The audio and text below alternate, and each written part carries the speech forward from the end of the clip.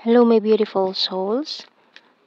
Welcome sa ating tarot reading sessions. Keep in mind, general reading po ito. Maring mag-resonate, maring hindi. Kunin nyo na lang po kung para sa inyo and leave the rest. Maring mag-shift na energies or magkabaliktad ang sitwasyon.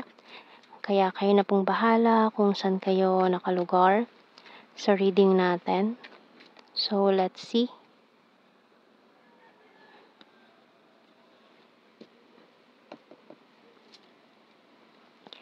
The King of Cups and the Ten of Swords. Oh.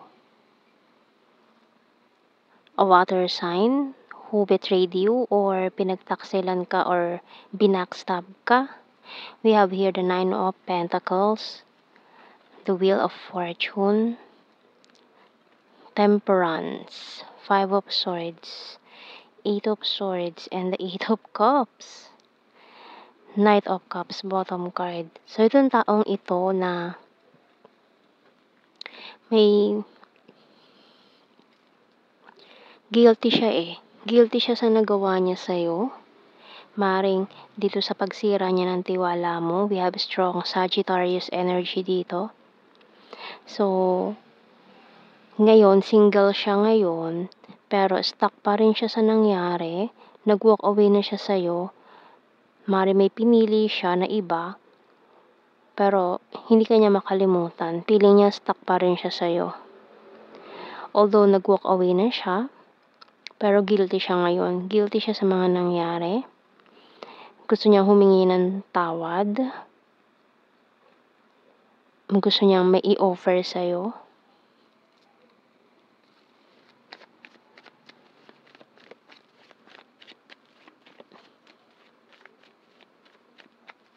Peace offering, ganyan. So, tatanggapin mo ba? Peace offering nitong taong to. You have candle, ring, pencil, shoes, mirror, ground.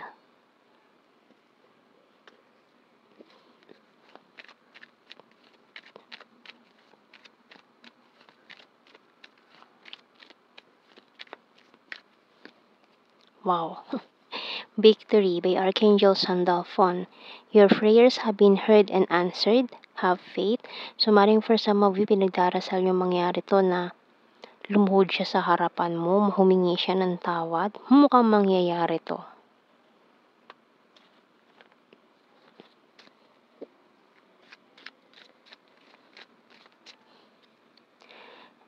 Honesty is the best policy. Business is business. I want you back. Ayan, ang mga pinaplano niya, hidden agenda. I want solid foundations. Okay, so namimiss ka rin nito. I miss you so much. I hate my pride and ego. I can't let you go. Being defensive. You're my destiny.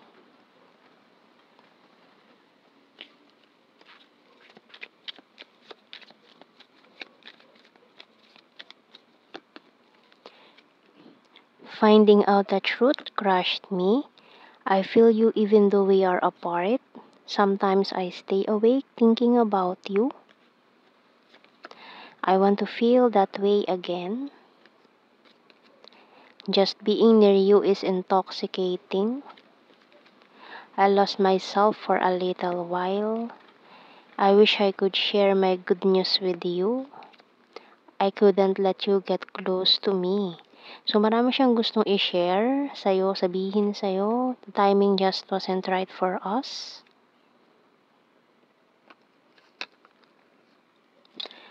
So, maaaring may mga din dito, divine counterpart energy with the shoes and the mirror card.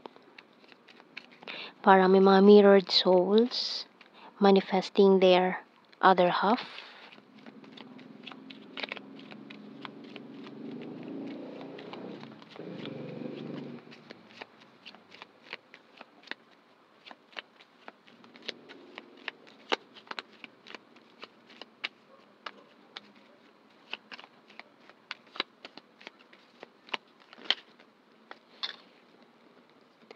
TY, thank you daw.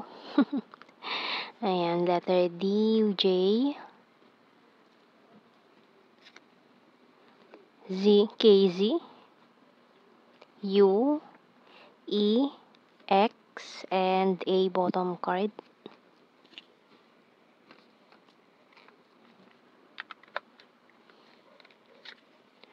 Wow, calling for a celebration, understanding, and balance.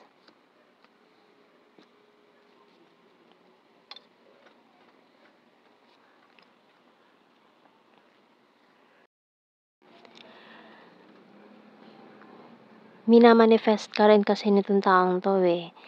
And itong mga proposals na ito, parang ikaw kasi yung gusto din niya na or nakikita niya in the future to be their husband or wife.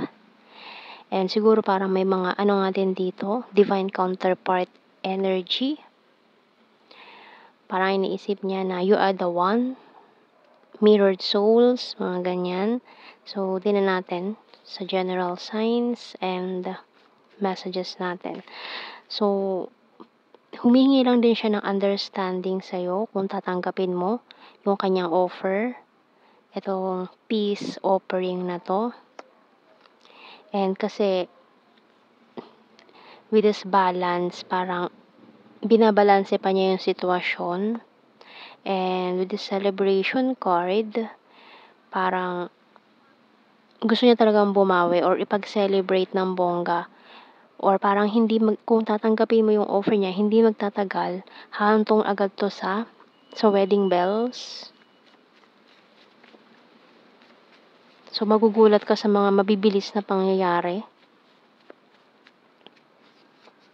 Province, green-minded. February, Wands is fire sign, Aries, Leo, Sag. Long distance, attractive. Number 8.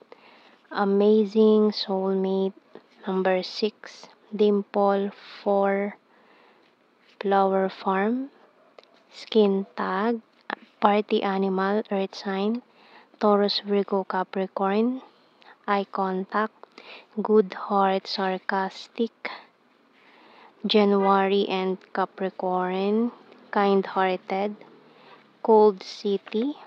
Lake. Caring. Intelligent. March. Sagittarius and Virgo. Responsible. Coins is earth sign, Taurus, Virgo, Capricorn. City. Friendly. Full of charisma. Very serious. Cancer sign, past person, North PH, and Aquarius. Okay, so bottom card natin, air sign, Gemini, Libra, Aquarius. So, yan ang ating reading. Thank you for watching. Take care and God bless. See you in our next reading, guys. Bye-bye.